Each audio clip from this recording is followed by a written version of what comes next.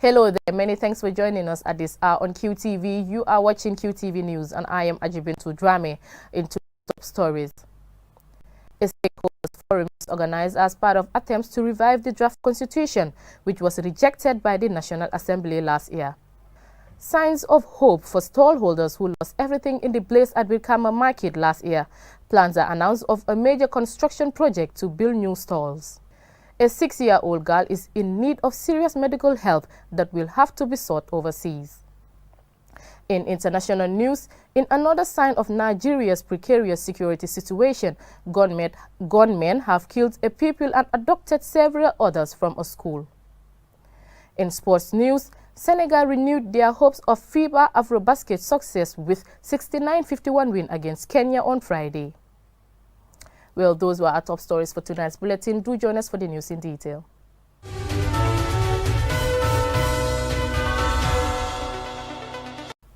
On to local stories. Following the National Assembly's rejection of the draft constitution last year, the Center for Research and Policy Development earlier this week held a stakeholders forum to look into the possible ways of reviving it. Barbara Kasi has the rest of that story. Changing the constitution and rebuilding the foundations for good governance and democracy were among the 2016 campaign promises of the coalition partners ahead of the last presidential election. The formal process of reviewing the 1997 constitution and drafting a new one started in June 2018 with the appointment of an 11-member commission. With the document having been rejected by the nation's parliamentarians after heated debate, one option is to go back to the drawing board. Under this scenario, the Commission could either restart the drafting process afresh or amend the draft to resolve obstacles to our consensus. However, these two would be challenging. The newly appointed Solicitor General of the Gambia, Hussein Tomasi, said the political parties have reached consensus on all the issues except the retroactivity of the president's term. As a result, former Nigerian President Goodluck Jonathan will return to the country to continue his mediation on the constitutional review process. During the gathering, the GMC party leader, Mai Ahmed Fati, said no one has the legal mandate to touch the draft constitution except the CRC. You cannot negate the CRC. It is impossible. It is an act of parliament that is still there. It has not been repealed. And it deals with constitutional review. So if you want to make another draft or you want to go ahead with this draft, you have to resort to that. The Minister of Justice or the Ministry of Justice has no authority on the law on their own to do anything with the drafts. It has to go back to the CRC. That is the only legitimate authority recognized by Gambian law to do anything with any draft or any other draft of a constitution. No other authority in this country has a right to. So I don't even know the process that we were involved in was legitimate. In fact, whether it was necessary. Is it legally sound? What is your basis? What is your authority? So the governing law is clear. It is the CRC Act. And it is only law that says, you can go into a draft or not a draft. You can create a draft or not create a draft. So let us make these corrections first. Sekou Jammeh, the former Secretary General of the Gambia Press Union, says some political leaders are accusing the current government of wanting to stay in power beyond 2 terms and made these suggestions. If the issue of the term limit is the biggest problem here, why can't we mobilize some voices of reason in society, some eminent personalities, to probably talk to the president to reconsider his decision in this matter? I mean, here is someone who has come to power and promised to stay for 3 years, and now we have in 5, and the fear, as expressed by some, is that we are not really interested in 5, we're interested in 10. And there are fears that not even 10, but 15. And this is a concern. Can we have some voice of reason in Gambian society to talk to the president? The National Assembly member for Wuli East, Suwaibu Ture, claimed the constitutional crisis in the country is agitated by the government. People who are now in control of these resources are struggling not to lose those resources to any other person. And in that case, how then can we explain the emergence and survival of democracy in such a hostile environment? Now the CRC did all their work until they are done. produced their document, they gazetted it, it came to the National Assembly, it's rejected. Now that is rejected. So how do you come back again and look at that same document? For me, that is my problem. To say that we are going to modify, who gave them the power to modify anything there? You know, because we need a new thing. That one is already rejected. Vlatikunda Sabiji, who voted against the draft bill, said the approach towards resurrecting the draft is wrong and may fail again. It's also said by the Member of Parliament, Mr. Swaibu. I think it is also important for people like him to be not say that those who rejected the draft, they rejected for the favor of the president. That is very wrong. I am part of those who rejected the draft. I didn't do it in the favor of the president or whatsoever. For me, yes, I'm a politician, I'm a member of a parliament. So when it comes to this retroactive law, at the parliament, I say that I'm not supporting it. But the way the dialogue is going, it's possible. We can, we can trade and see way forward. We are ready to accept those ones. But some words that have been used at the conferences are not encouraging. If we move along that way, trust me, you're going to feel it here. Other speakers include Dr. Ismaila Sise of Citizens Alliance, who stressed the need for political parties to meet with President Barrow to discuss the issue. However, the representative of the National People's Party, Sidi Njai, said President Barrow is fully committed to delivering a constitution before December 2021. Babu Karsi, QTV News. Birkama's market was hit by a devastating fire last year. Now there are signs of hope for stallholders who lost everything in the blaze. In fulfillment of this obligatory 5% counterpart contribution, Birkama Area Council Tuesday handed over a check of $1.9 million to Gamworks Agency for the construction of 80 new stalls at the Birkama Central Market. QTV's Antumane Isonyase reports. Birkama is the commercial hub and administrative area of West Coast region, and the Central Market is also the biggest market in the region. But the recent fire outbreak, which affected over 50 stalls, and complaints over a lack of space owing to limited capacity, the government through council intends to construct 80 new stalls in a project estimated to cost $38 million. At the handing over ceremony, Sirifo Sonko and Modi Jonga, Chairman and CEO of Birkama Area Council respectively, said the $1.9 million contribution is obligatory upon Council as its contribution to what they both describe as an important project that will improve market capacity and boost economic growth in the region.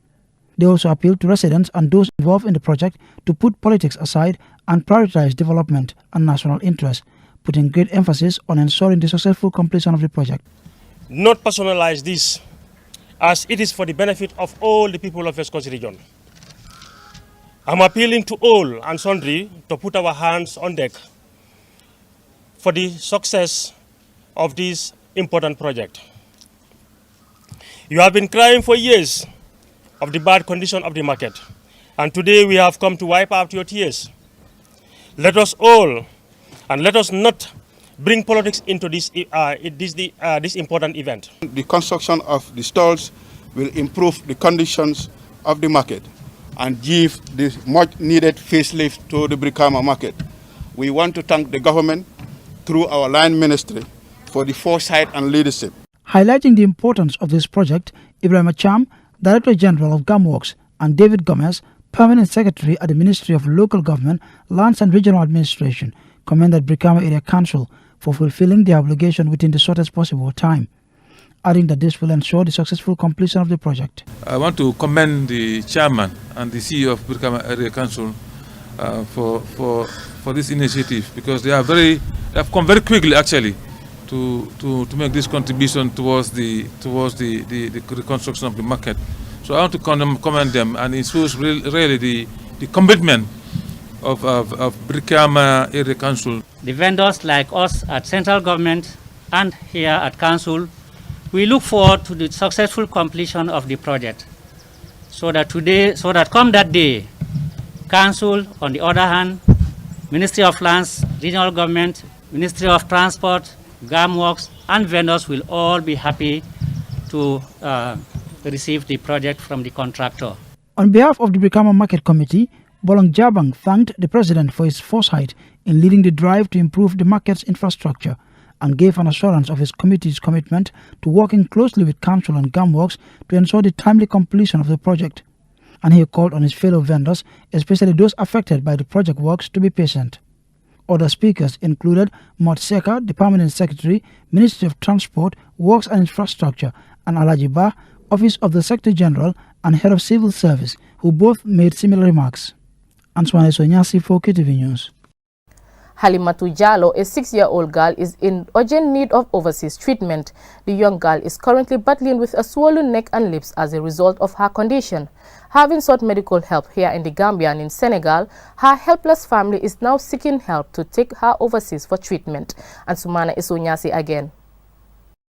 Despite her current predicament, a life shrouded in seemingly endless pain and frustration, young Halimatu says all she wants is to go back to school. She had lived the life of a normal, healthy child until early last year when she started complaining of pain around her neck. Within weeks, it began to swell uncontrollably, and since then the family has visited all major hospitals in the country in a bid to help her regain her health. Following several scans and appointments, they were referred to Senegal for further examination and possible treatment. With dreams of a treatment appearing far-fetched in Senegal, coupled with serious financial constraints, the family returned home. And her mom, Usainatu Jallo, tells QTV they are helpless, adding that all we have now is God.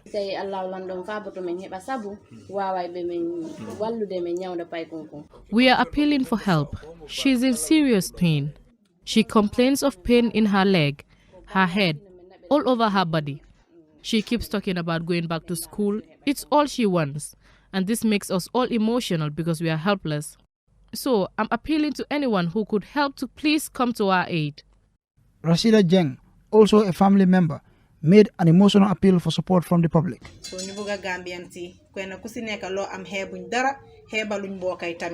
We are appealing for help. We have done all we could and have gone to all the major hospitals. Our only hope now is overseas treatment, and we do not have the money to facilitate for her treatment overseas. This started last year Ramadan, but the neck wasn't swollen. But as time goes by, her condition started worsening. She's really going through so much pain. Her scans and medical documents reveal she has a grossly thickened muscle layer caused by multiple solid masses of various sizes on both sides of her neck, suggestive of multiple enlarged lymph nodes. Young Halimatu is visibly in serious pain. Her family says she hardly sleeps and struggles to eat and could barely sit for 5 minutes. She says she missed playing with her friends and badly wants to go back to school. Anyone wishing to help can contact QTV by mail at news@qtv.gm. Ansumane Soinyasi for QTV News. We will take a commercial break. Up next is international and sports news. Do stay tuned.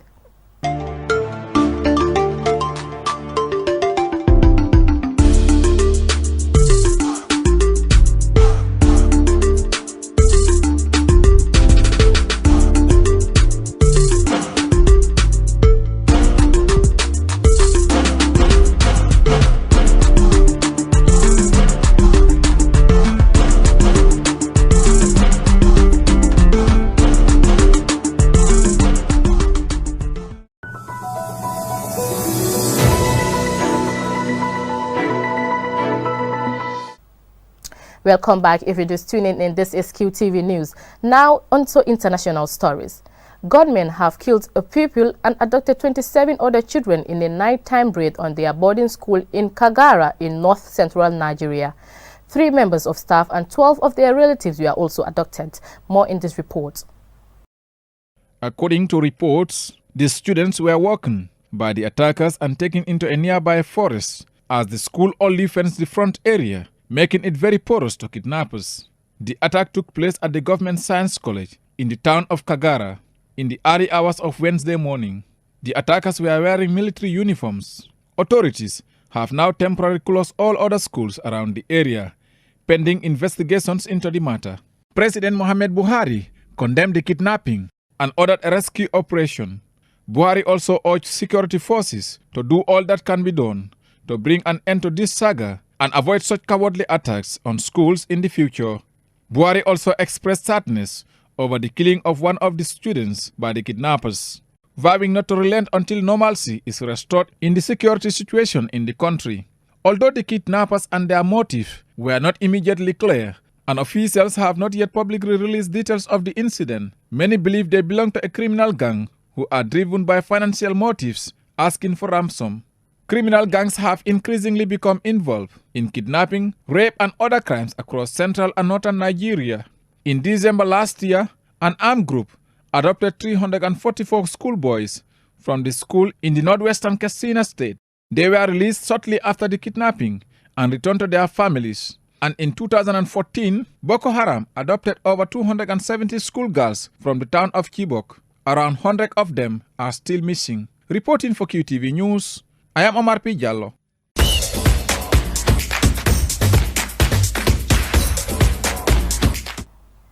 Now let's take a quick look at some interesting sports stories. Senegal renewed their hopes of a FIBA AfroBasket success with 69-51 win against Kenya on Friday to take control of Group B in the AfroBasket qualifiers underway in Cameroon.